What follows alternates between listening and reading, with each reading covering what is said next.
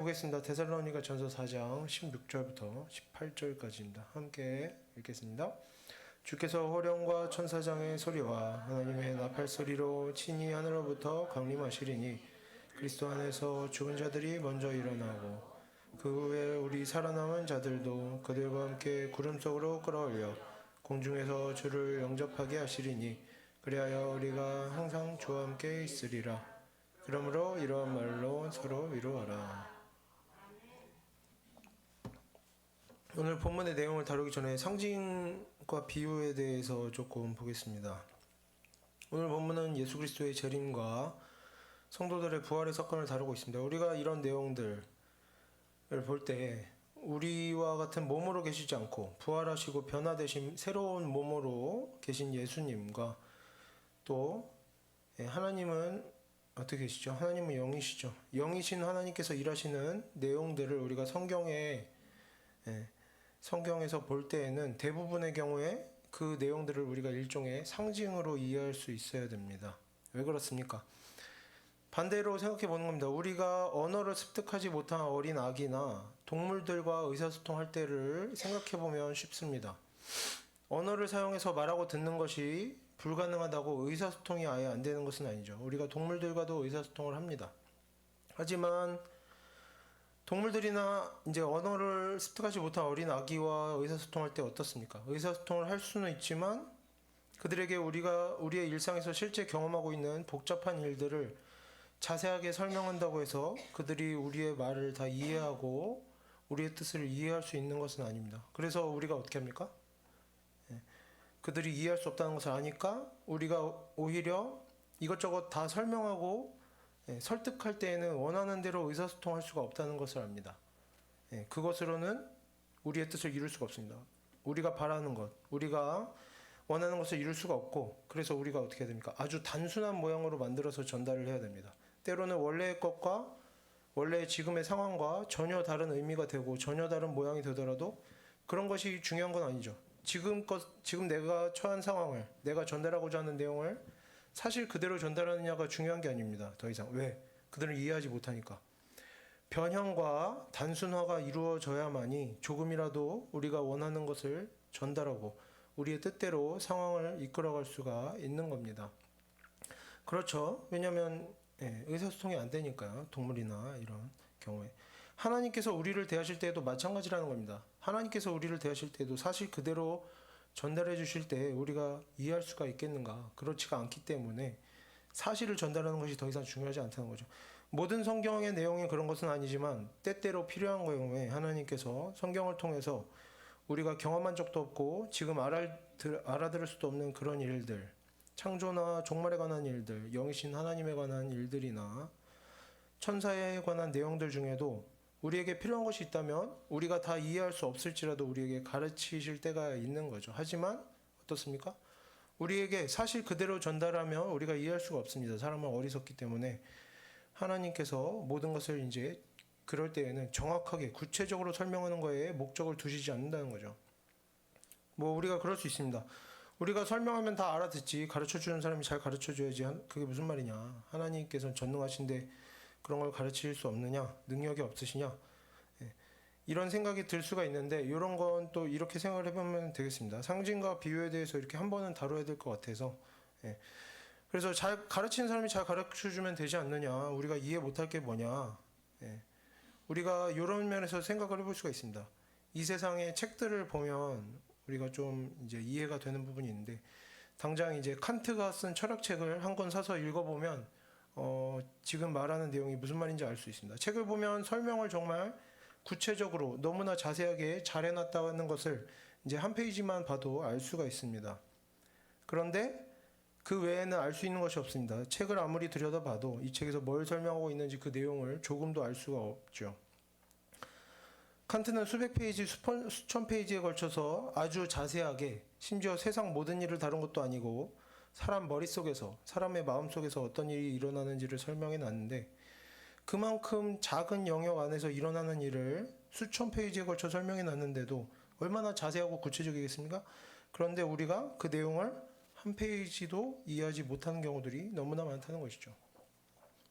자세히 아무리 잘 설명해 준다고 사람이 다 이해할 수가 있는 것이 아니라는 겁니다. 사람을 어리석다는 거죠.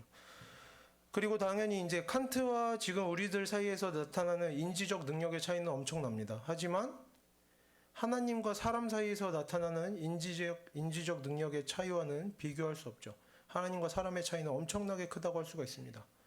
칸트가 쓴 책은 그래도 열심히 공부하고 읽다 보면 10명 중에 1명, 100명 중에 1명은 잘 이해하고 거기서 유익을 느끼고 재미를 얻기도 합니다. 하지만 하나님께서 우리에게 하나님의 경험과 생각을 구체적으로 정확하게 설명해 주신다면 1000명 중에 1명, 10,000명 중에 1명도 그 내용을 이해할 수 없다는 거죠. 설명을 잘하냐 못하냐가 문제가 아니라는 겁니다. 사람의 어리석음 때문이죠.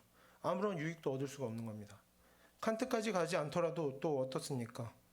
수학이라는 학문을 봐도 그렇습니다. 수학은 너무나 명확하고 분명한 학문이죠. 공식이나 계산에 뭔가 조금이라도 잘못된 게 있으면 결과물을 통해 바로 알 수가 있습니다. 5분 안에 알 수가 있죠. 대부분의 경우에 그렇죠. 뭐 고등학교 수준의 경우를 기준으로 합니다. 그리고 그 내용들을 보면 어떻습니까? 내용도 간단합니다. 0부터 9까지 숫자 10개밖에 안 나오고 영어 알파벳 몇 개, 이런저런 기호가 몇 개 나오는데 고등학교 과정 기준으로 그 문자와 숫자와 기호들을 다 합치면 200개가 안 된다고 합니다. 그런데 고등학생들 중에 절반은 수학을 포기합니다. 이해하지 못하는 거죠. 수학이 명확하지 않아서 그러냐, 설명을 잘 못해서 그러냐? 아닙니다. 사람의 어리석음 때문이죠. 그래서 하나님께서 잘 설명해 주시면 다 이해할 수 있는데 왜 그렇게 하느냐? 다 구체적으로 설명해 주신 거 아니냐? 라는 생각은 너무나 잘못된 것이란 겁니다. 너무나 많은 편집과 변형과 단순화가 이루어질 수밖에 없다는 거죠. 뒤에 화면이 필요한 내용을 하나님께서 다 설명하신다면 아무리 설명을 잘 해주셔도 어렵고 복잡할 수밖에 없고, 그래서 어떤 것들은 상징과 비유로밖에 설명할 수 없다는 것을 우리가 받아들일 수 있어야 되는 것입니다. 어리석다는 것, 사람의 어리석음을 우리가 받아들일 수 있어야 되는 것이죠. 누구나 알아들을 수 있는 쉬운 말로 설명해 줘야 된다, 그것이 진리다 라고 한다면 결국에 우리에게 제대로 설명되어질 수 있는 내용은 거의 없다라고 볼 수가 있겠습니다. 모든 것이 쉬운 말로만 설명되어져야 한다라고 한다면 설명할 수 있는 내용은 너무나 적어지는 것이죠. 반대로 우리 성도들 입장에서도 결국에 신앙생활을 제대로 하고 우리에게 필요한 내용들을 제대로 배우려면 쉽고 재밌고 분명하고 단순한 것만으로는 충분하지가 않습니다. 어렵고 재미없고 애매모호한 내용들도 참고 배울 줄 아는 자신의 어리석음을 인정하는 겸손함과 인내심이 필요한 것입니다. 우리들이 내 지성과 인내심은 이미 충분하다, 내 기준에 맞게 내가 보기에 쉽고 단순하게 분명하게 알려줘야 한다라는 교만을 버려야 됩니다. 우리가 하나님의 말씀 앞에서 진정으로 낮아질 때에만이 우리가 하나님께로 더 가까이 갈 수가 있음을 믿습니다. 그리고 이러한 우리 사람들의 어리석음 때문에 이제 성경에서는 그나마 조금이라도 쉽게, 조금이라도 더 많은 것을 설명하기 위해서 본래 내용을 변형하고 단순화시키는 상징과 비유가 많이 사용될 수밖에 없는 것이죠. 사람이 하나님을 직접 만나기 전에는 제대로 알 수는 없는 그런 내용들이 너무나 많이 있다는 것을 우리가 좀 받아들일 필요가 있겠습니다. 그래서 우리가 오늘 본문과 같은 이런 내용을 보면서는 오늘 본문으로 들어갈 건데, 오늘 본문과 같은 내용을 볼 때 우리가 뭐 나팔이 어떻게 생겼냐, 뭐 호령의 내용이 뭐냐, 뭐 천사장의 소리가 어떤 소리냐, 어떤 내용이냐, 뭐 이런 걸 구체적으로 알아보려고 하거나 아니면 어떤 사람들이 나타나서 이런 본문을 가지고 와서 그냥 이걸 그대로 문자적으로 이해하고 자기가 해석하거나 뭐 꿈이나 환상으로 봤다거나 하면서 막 구체적인 내용들을 덧붙이고, 이런 것들은 대부분 잘못된 것임을 알아야 하겠습니다. 천사장이라고 하면 천사장이라고 이해를 해라, 나팔이면 나팔인 것이다, 막 이렇게 성경을 이런 식으로 단순화시키면서 어떤 구체적인 내용으로만 받아들이려고 한 그런 것들에 대해서 우리가 좀 멀리할 필요가 있겠습니다. 지금 내용들은 비유와 상징으로 이해해야 되고 그래서 본문을 볼 때는 비슷한 재림과 부활에 관한 내용이 나오더라도 그때그때 비유와 상징이 달라질 수가 있죠. 그 주제와 목적에 따라서. 그래서 데살로니가 전서면 데살로니가 전서, 요한계시록이면 요한계시록, 뭐 마태복음이면 마태복음, 각각 본문의 주제와 맥락에서 벗어나지 않는 선까지만 우리가 그 의미를 파악하도록 해야 하겠습니다. 본문의 주제가 중요한 거죠. 말세라는 주제를 놓고 거기에 다 본문을 끼워 맞추고 이런 건 잘못된 겁니다. 본문에서 설명하고자 하는 주제를 제대로 이해하고 그 교훈을 잘 배우고 적용하는 것으로 우리가 만족을 해야겠습니다. 그래서 오늘 본문에서는 상징과 비유로 뭘 설명하느냐 그건 이따가 본문 들어가서 자세하게 설명을 드리고, 이제 본문과 관련된 내용을 보면 우리가 지금 본문을 보면서 전에도 이야기했었습니다. 그리스 로마 사회에서의 환영하는 어떤 의식과 관련이 있다고 했었죠. 오늘 본문은 전체적으로 이런 의식과 많은 관련이 있기 때문에 우리가 오늘은 이 환영 의식에 대해서 한 번 더 좀 배경을 이해해보고 넘어가도록 하겠습니다. 신약시대 그리스 로마 사회에서 어떤 도시에 왕이나 총독이나 장군이 온다고 할 때에는 이런 순서가 있었습니다. 먼저 준비하는 과정이 있습니다. 도착하면 그때 가서 좋은 장소로 모시고 대접하고 이런 것이 아니라 미리 준비를 합니다. 어떤 준비하느냐? 누가 가서 인사를 할지 대표자를 정하고 도시를 청소하고 장식하고 뭐 문이나 창문이 고장난 게 없나 보고 고장난 게 있으면 고치고 하는 그런 준비 과정이 있었습니다.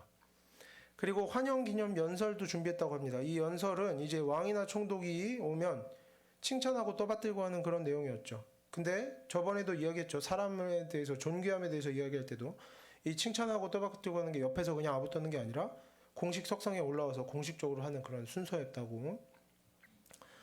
또 축하 행렬이나 축하 공연 같은 것들이 있었습니다. 이런 것들도 준비했는데 이때 나팔을 불고 이런저런 다른 음악이 있고 했다고 하고, 군중들이 이때는 다 같이 참여를 합니다. 이제 존귀한 자든 아닌 자든 이제 축하 공연 때는 다 같이 참여하면서 대상에 대해서 환호하고 찬양하는 그런 것을 다 함께 준비를 또 했다고 합니다.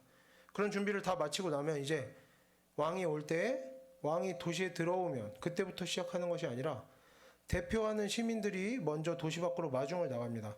그래서 이제 같이 들어오는 거죠. 같이 들어오면서 나팔을 불고 환호하고 하는 순서가 있게 되는 것입니다.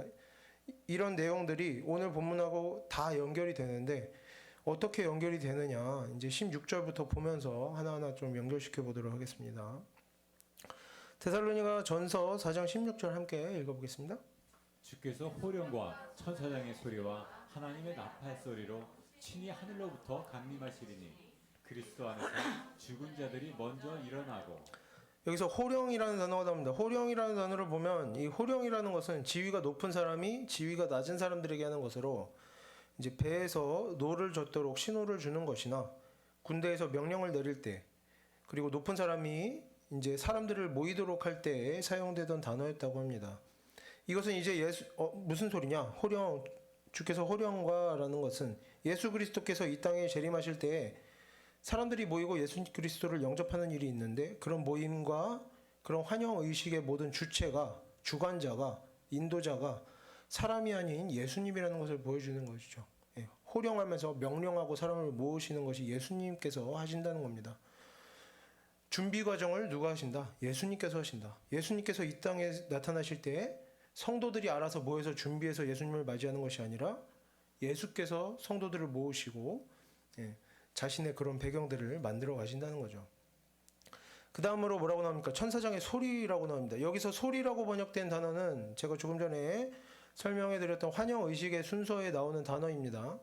시민들이 왕이 들어올 때 환호하고 찬양하는 일을 설명할 때 이 소리라는 단어를 사용했습니다. 같은 헬라어 단어예요. 그리고 시민들 중에 대표들이 우선적으로 환호하고 연설하고 찬양했다고 했죠. 지금 본문에서도 사람도 아니고 그냥 천사도 아니고 뭡니까? 사람의 대표가 아닌 천사를 대표하는 천사장이 등장하는 겁니다. 그러니까 본문에서는 천사의 소리와라고 나올 수 없는 거죠. 왜? 사람의 대표를 대신하는 천사의 대표가 나와야 되는 겁니다. 천사장이 등장합니다. 다만 지금 본문은 예수 그리스도께서 이 땅에 재림하시는 일이 계속해서 뭘 보여줍니까?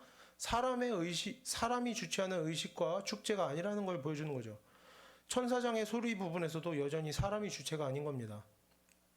지금 본문에서는 사람의 대표가 환호하고 연설하고 소리를 내는 대신 천사장의 소리가 나옵니다. 천사는 유대인들에게 어떤 존재로 여겨졌습니까?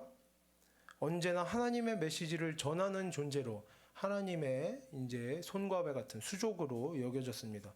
하나님께서 시키시는 명령을 따라 순종하는 존재죠. 그래서 여기서 천사장의 소리라고 하는 것도 뭡니까? 결국에 예수 그리스도의 재림을 알리고 예수 그리스도를 찬양하고 높이는 역할을 하는 건데, 예, 어떻게? 천사장 마음대로가 아니죠. 예수 그리스도께서 요구하신 대로 하는 겁니다. 예. 하나님께서 주신 메시지를 하나님께서 시키신 대로 사람에게 전하는 일을 하고 있다라고 볼 수가 있는 거죠. 그러니까 여전히 주체는 누구다? 예수 그리스도다. 세 번째로 하나님의 나팔이라고 나옵니다. 이것은 당시 영접과 환영 의식에서 나팔이라는 것은 사람들이 불던 나팔, 이제 환영의 신호를 대신합니다. 다만 이것도 마찬가지로 계속해서 일맥상통하죠. 사람으로부터 나오는 나팔 소리가 아니라 누구로부터? 하나님의 나팔 소리다. 예수 그리스도의 재림 사건은 이렇게 처음부터 끝까지 예수 그리스도와 하나님께서 주인공 되시고 주도하시고 주관자 되시는 그런 사건이라는 거죠. 사람은 그저 뭡니까? 들러리고 구경꾼이라는 겁니다. 그리고 다음으로 넘어가서 16절 마지막과 17절 앞부분을 보면 이렇게 나옵니다. 그리스도 안에서 죽은 자들이 먼저 일어나고 그 후에 우리 살아남은 자들도 그들과 함께 이렇게 나오죠. 이 부분은 지금 데살로니가전서 본문 안에서 실제적인 주제를 다루고 있습니다. 어떤 주제가 있었습니까? 우리 저번에도 이야기했었죠. 데살로니가의 성도들이 슬퍼하고 있었어요. 왜? 죽은 자들에 대한 걱정을 하면서 슬퍼하고 있었는데 그것에 대해서 지금 답변해주고 있는 거죠. 그리스도 안에서 죽은 자들, 예수 그리스도에 대한 믿음을 가진 상태로 죽은 사람들이 먼저 일어난다. 그 다음에 우리 살아남은 자들이 그들, 죽었다가 먼저 일어난 사람들과 함께 할 것이다. 사람이 이렇게 모인다는 거예요. 의식이 시작하기 전에 사람이 모이는데 그때 이미 죽은 자들이 먼저 나와 있다는 겁니다. 죽은 자들이 그래서 빨리 죽었다는 이유로 손해보는 것은 전혀 없을 것이다. 이런 내용을 계속해서 설명하면서 사도 바울이 성도들을 위로하고 있는 거죠. 그들이 불필요한 걱정을 덜어주려고 하는 겁니다. 하지만 지금 우리가 죽은 사람들의 부활에 대한 이런 내용을 통해서 교훈을 얻고, 우리가 실제로 이런 것들을 통해, 지금 우리가 이런 것들을 슬퍼하는 것은 아니죠. 우리가 죽은 사람들이 왜 빨리 죽었을까 막 좀 있으면 이렇게 오실 텐데 우리가 이런 거에 대해 슬퍼하지 않습니다. 그래서 우리가 죽은 사람들의 부활에 관한 이런 내용을 통해서 교훈을 얻고 위로를 얻고 하기가 쉬운 상황은 아니기 때문에 이제 이런 내용을 적용하기엔 조금 어려움이 있을 수도 있겠고 17절을 좀 다시 읽어보면서 남은 부분까지 쭉 보도록 하겠습니다. 17절 함께 읽어보겠습니다. 그 후에 우리 살아남은 자들도 그들과 함께 구름 속으로 끌어올려 공중에서 주를 영접하게 하시리니 그리하여 우리가 항상 주와 함께 있으리라. 죽었다가 부활한 자들과 살아남은 자들이 하늘로부터 내려오시는 예수 그리스도에게로 가서 구름 속으로 끌어올려 공중에서 주를 영접한다고 나옵니다. 그 다음에 어떻게 됩니까? 그 다음에는 어떻게 돼요? 여기는 안 나오지만 다시 땅으로 내려오겠죠. 예수님께서 땅으로 오시니까. 그러면 왜?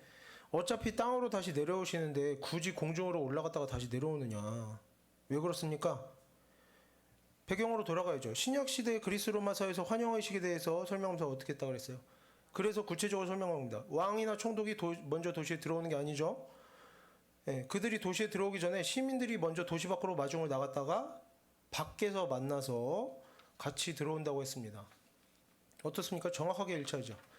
그래서 이렇게 성도들이 공중에서 예수 그리스도를 만난 다음 다시 함께 내려오는 것은 왕을 맞이하는 백성들로서 당연하게 해야 되는 일입니다. 당시 사람들에게는 너무나 당연한 그림이에요. 이것이 없다. 예수님을 무시하는 거죠. 땅에서 맞이한다? 이것은 정말 이건 모욕적인 일인 겁니다.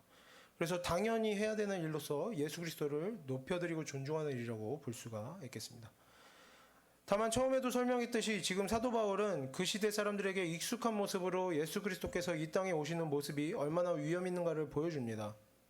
다만 이것들은 신약시대 사람들이 이해하기 쉬운 당연하고 자연스러운 익숙한 비유로 설명하는 것이고 여기서 중요한 것은 마중을 나가느냐 마느냐, 어떤 식으로 마중을 나가느냐, 나팔을 부느냐 마느냐, 나팔 소리가 어떠냐, 나팔이 어떻게 생겼느냐, 천사장이 어떤 말을 하냐, 그 내용이 뭐냐, 뭐 목소리가 뭐냐, 천사장은 어떻게 생겼느냐, 이런 것들이 전혀 중요한 내용이 아니라는 겁니다. 당시의 그 시대의 사람들에게 맞게 비유와 상징을 사용한 거죠. 중요한 건 뭡니까? 예수 그리스도께서 왕으로서 권위 있는 자로서 위험 있는 모습으로 이 땅에 오실 것이다. 이런 것이 중요한 주제로 지금 다뤄지고 있다는 것을 알면 충분한 겁니다. 이 정도만 이해한다면 본문에서 전하는 메시지를 우리가 충분히 이해했다고 볼 수가 있는 것입니다. 그래서 아까 처음에 상징한 비유를 얘기한 건데 비유하자면 어떻습니까? 창세전에 하나님께서 예비하신 재림의 사건이 하필 지금부터 2000년 전에 딱 그 시기의 문화에 맞는 모습으로, 그리고 당시에 아프리카도 아니고 아시아도 아닌 어디? 예, 이탈리아, 로마, 지중해 근처에서만 유행하던 그런 의식의 모습으로 재림의 의식이 정해졌다? 그렇게 이해하면 안 되겠죠. 그 시대 사람들에게 어울리는, 그 시대 사람들이 쉽게 이해할 수 있는 것으로 설명한 겁니다. 그러니까 우리에게 지금 설명하면 어떻습니까? 예수님이 오실 때 오케스트라가 있고 막 성악가들이 노래를 부르고 드론이 뛰어서 공연을 하고 폭죽을 쏘고 막 헬리콥터가 오고 유명한 방송사들에서 촬영이 오고 막 전 세계적으로 방송이 되고, 이것보다도 더 화려할 수 있겠죠. 이제 뒤의 시대를 가면 또 다른 모습으로도 생각을 할 수가 있는 겁니다. 어떤 모습으로 오실지는 우리가 알 수 없지만 이러한 당시의 모습을 그대로 반영한 상징으로서 우리에게 가르쳐주고 있다. 이것을 이해하는 것이 중요하다는 겁니다. 그래서 넘어가서 18절을 보도록 하겠습니다. 18절도 함께 읽어보겠습니다. 그러므로 이러한 말로 서로 위로하라. 신약시대 당시 그리스 로마 문화권에서 믿음이 없던 사람들이 남긴 글을 보면, 죽음에 대해 남긴 글을 보면 죽음에 대해서는 위로하고 위로받을 수 없는 것으로 여겼습니다. 죽음은 어쩔 수 없는 것이고 모든 것의 끝이고 받아들이는 것 말고는 방법이 없다. 이런 식으로 여겨졌던 것이죠. 그래서 지금 이 18절 본문은 성도 간에 슬퍼하는 사람을 위로하라 하는 말도 되지만 또 무슨 말도 됩니까? 앞에 나왔던 본문들과 연결도 되는 거죠. 저번에 설명했던 것과 마찬가지로. 사람을 위로하라는 말도 되지만 이 위로하라는 게 그냥 뭐 대화 많이 해줘라, 옆에 있어줘라, 선물 주고 먹을 거 챙겨주고 이런 위로하는 내용이 핵심이라기보다는 죽은 자들에 대해서 잘못 알고 있는 지식을 바로잡아 주어서 잘못된 모습으로 슬퍼하지 않도록 해야 한다라는 겁니다. 서로 바로잡아 줘야 된다는 것이죠. 그래서 그렇게 서로 위로도 하고 이제 잘못된 모습으로 슬퍼하지 않도록 성도들이 서로 간에 마치 하나님이 없는 사람들처럼, 본문에서 뭐라고 나옵니까? 앞에서 소망 없는 사람들처럼 슬퍼하지 않도록 위로하고 권면하라는 뜻으로 우리가 보면 되겠습니다. 사람의 죽음에 대해서 슬퍼하는 것, 그리고 또 조금 더 확장시켜서 내가 기분 나쁠 때, 피곤할 때 그것을 말이나 행동으로 표현하고 어떤 수단을 통해 해소하는 것은 사람으로서 너무나 자연스러운 일입니다. 그리고 본성에 따르는 일이죠. 하지만 성경에서는 이렇게 슬퍼하는 방식, 나의 감정을 표현하는 방식, 말하고 행동하는 방식에 있어서 사람의 본성에 따르는 것으로 충분하지 않다고, 옳고 그름이 있다고 우리에게 성경은 알려주는 것입니다. 이런 것을 하면 안 되고 이렇게 해야 된다라고 분명하게 방향을 정해주는 것이죠.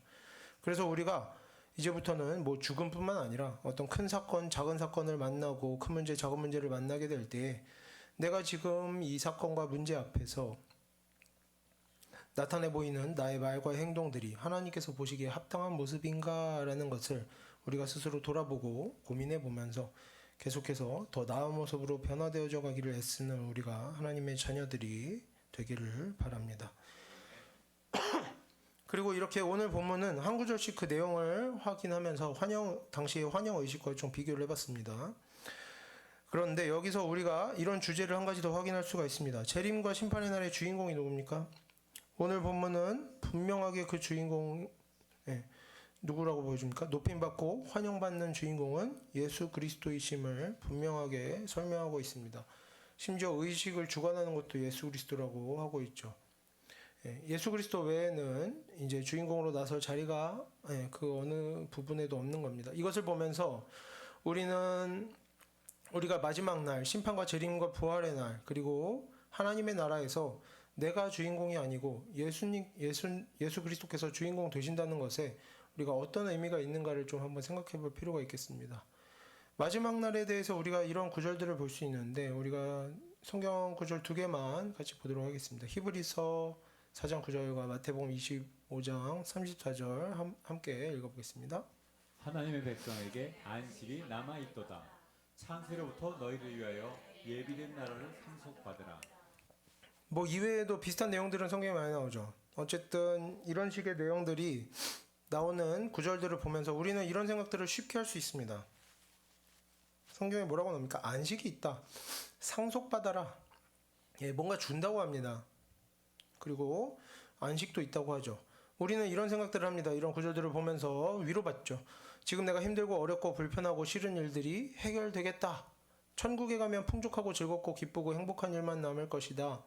이런 생각들이 쉽게 들 수 있습니다. 이런 생각들이 아주 잘못된 것이라는 말은 아닙니다. 하지만 하나님의 나라에 대한 성도들의 생각은 이렇게 단순한 수준에만 머물러 있어서는 안 될 것입니다. 그리고 이런 단순한 수준에서는 오해의 소지가 크다고 볼 수가 있겠습니다.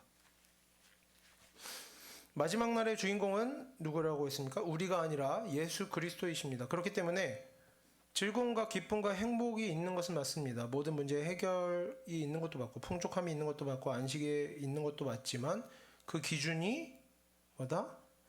우리가 아닌 예수 그리스도를 중심으로 이루어지는 것입니다. 기준이 바뀌면 뭐가 달라집니까?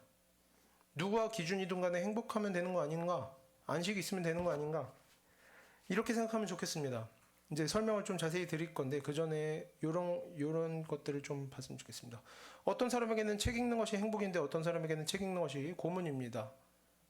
예수 그리스도께서 책 읽는 것을 사랑하시는 분이면 행복을 주겠다라고 하면 책을 읽게 해주겠다는 것이지 책을 읽는 데서 벗어나서 평생 책을 읽을 필요가 없는 세상을 너에게 허락하겠다라는 말이 아니죠. 하지만 책을 읽기 싫어하면 그것은 고문이 되는 겁니다. 기준이 바뀌면 그 상황이 완전히 바뀌는 겁니다. 행복을 준다는 것은 사실이지만 그 정황은 전혀 다를 수 있다는 것이죠.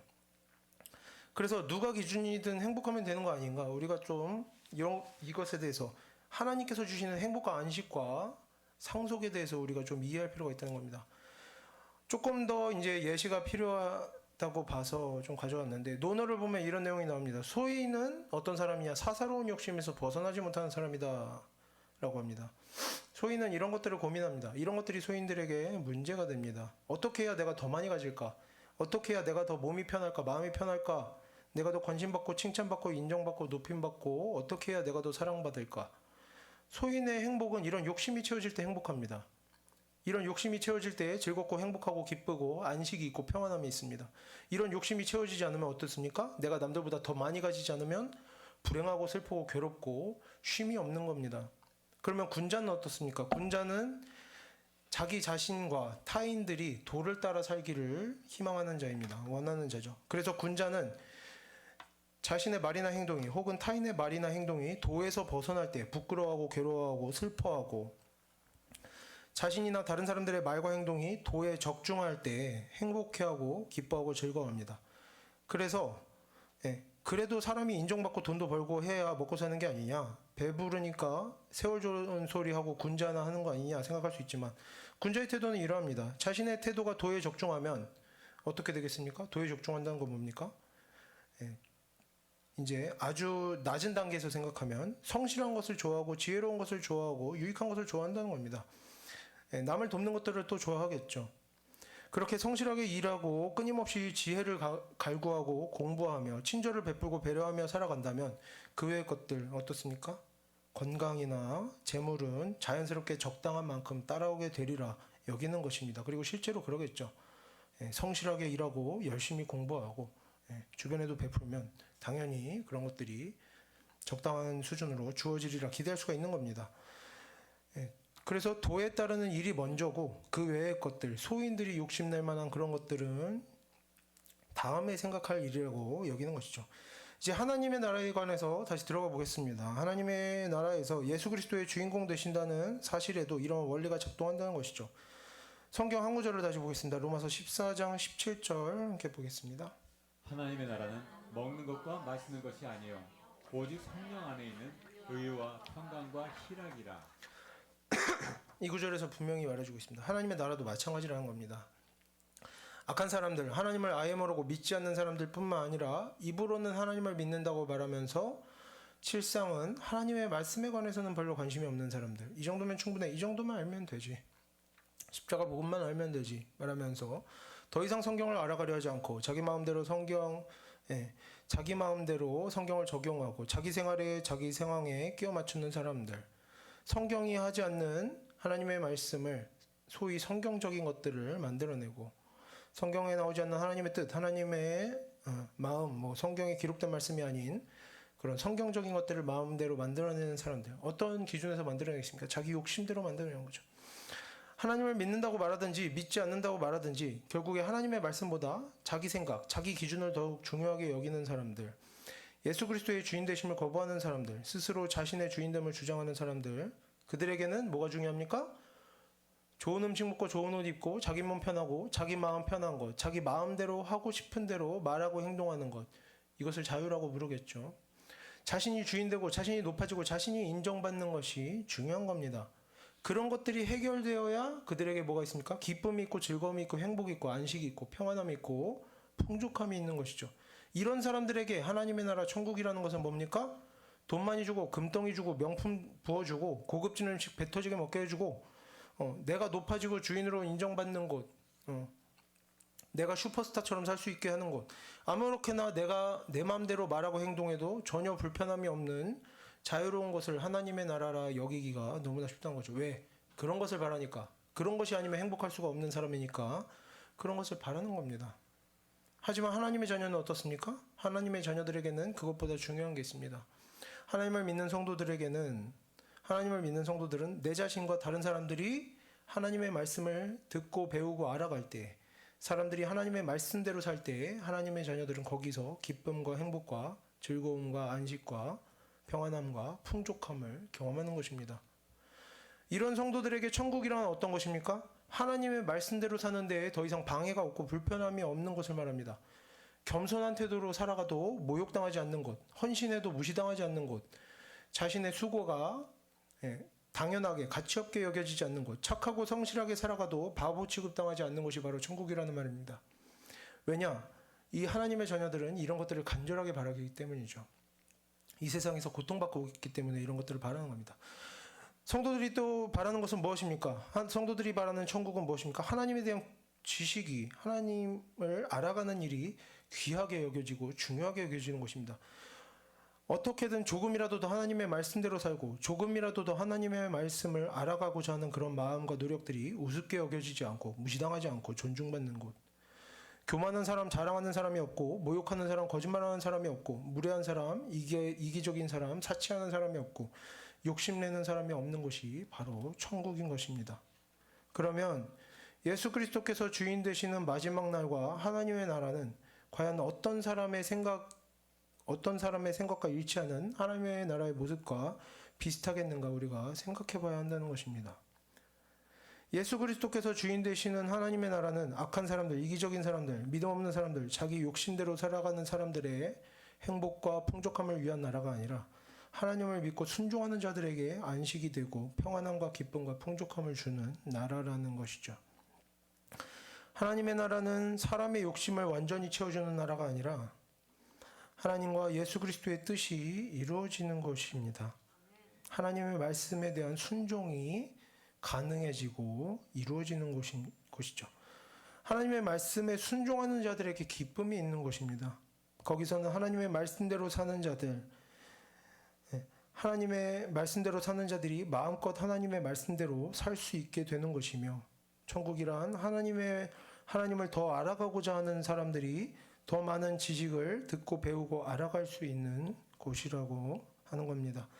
그렇게 하나님을 믿고 순종하는 사람들이 기쁨과 즐거움과 평안함과 안식을 얻을 수 있는 곳이죠.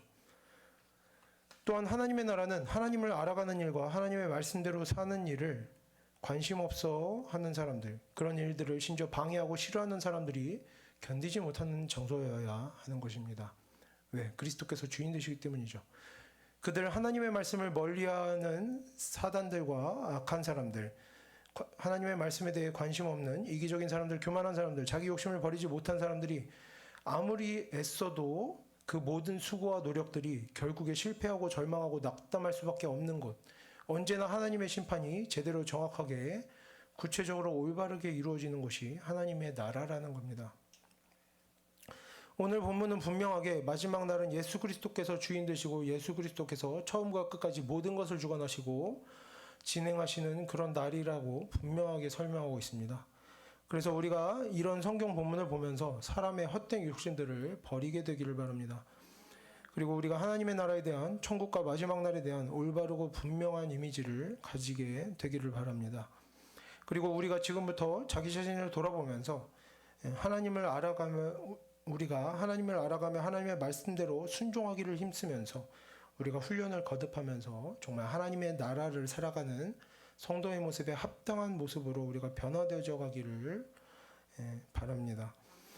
우리가 하나님 말씀에 대해서 알지 못하고 하나님의 말씀에 대한 지식 없이 살아간다면, 우리가 하나님의 뜻을 모른 채로 순종함 없이 살아간다면, 우리가 스스로 우리 자신의 욕심과 죄를 떨쳐내려 애쓰면서 살지 않는다면, 우리의 마음이 하나님의 마음과 같지 못하다면, 하나님의 뜻과 하나님의 마음과 일치하지 못한다면, 예수 그리스도께서 이 땅에 오실 때에 우리에게 주어지는 것은 기쁨과 절망과 안식과 평안이 아닌 절망과 낙담과 실패와 심판일 것임을 보여주는 겁니다.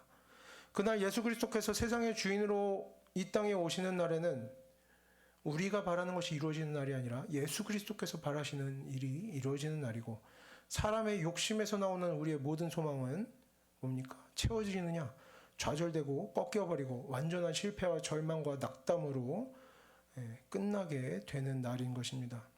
그때 우리는 우리의 실패와 좌절 가운데 우리 자신의 뜻과는 전혀 다른 하나님의 뜻을 깨닫게 되기는 하겠지만, 그때는 이미 늦은 것이죠. 기회는 없어지고 후회해도 돌이킬 방법은 없는 것입니다.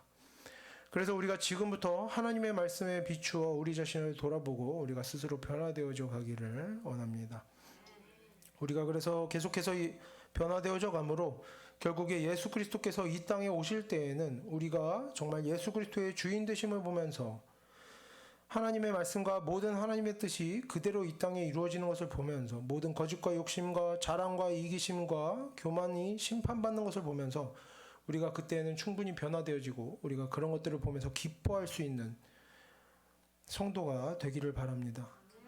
우리가 그런 하나님의 나라에서 기쁨과 평안함과 안식을 누릴 수 있는 그런 우리가 올바른 성품과 깨끗한 양심을 지닌 하나님의 자녀들로 변화되어져서 우리가 이 땅에서부터 하나님의 나라를 세워가면서 하나님의 일하심을 경험하면서 결국에 마지막 날에는 우리가 모두 온전한 기쁨과 평안 가운데 예수 그리스도와 동행하는 그런 성도들이 되기를 바랍니다. 함께 기도하겠습니다.